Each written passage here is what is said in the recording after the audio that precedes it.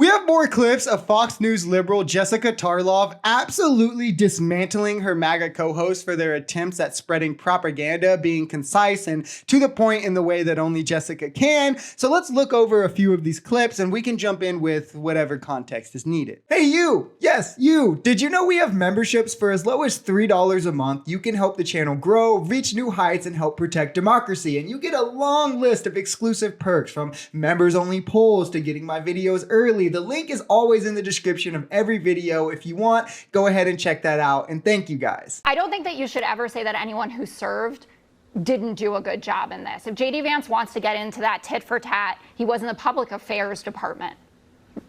It's just a fact of all of this. I don't think he should be going there with Tim Walz. I think that everyone who has served... He was in a war zone. He was in Iraq. Walking around with a... He was in Iraq. Oh, he was a reporter. He was in Iraq, okay? Okay. He was in the Marines. Okay. And this guy I get it. He's left a big man. his JD unit. Vance. His units, listen, it doesn't matter what I think. His unit thinks he's a coward. That's not true. And this has come up before in past elections. Okay. You should absolutely respect anyone and everyone who served in any capacity. But if they're going to go there to put it all out there in the open, JD Vance was just in the public affairs department. He did go to a war zone, but he went as a reporter. He wasn't on the front line or in battle or anything like that. He was reporting on the Republicans' pointless war that was built on lies.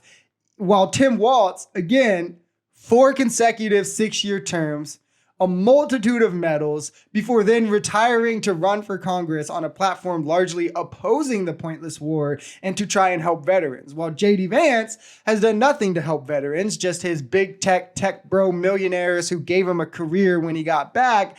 And soldiers who served with Walz actually say that he was a great soldier who had every right to retire. But you know, Fox will spin that any way they can to benefit themselves. Yes. So obviously this was going to come up because the Trump campaign manager was the one behind the John Kerry Swift boat attack, which was obviously very persuasive to people. He served for 24 years honorably. Then he stopped to run for Congress on a platform of ending the war. And I don't think that anyone, especially with Donald Trump at the top of the ticket, did he dodge the draft 4 or 5 times? Bone spurs, Captain Bone Spurs? What say you, Judge? Bone spurs are a very serious issue, Jessica. I can tell by the Bone Spur Association that you know that they said that people who had gotten captured, the suckers and losers, doesn't want to go and be seen next to people. That. Oh, he's denied everything. He denied he slept with Stormy Daniels, people. but that obviously hasn't worked out for him. Donald Trump was too rich and spoiled to enlist. He'd rather let other less fortunate men go die in his place. And I wish every time people say, well, Trump denies the suckers and losers comments, that you say, okay, well, then you're disparaging a 5-star general by calling him a liar instead.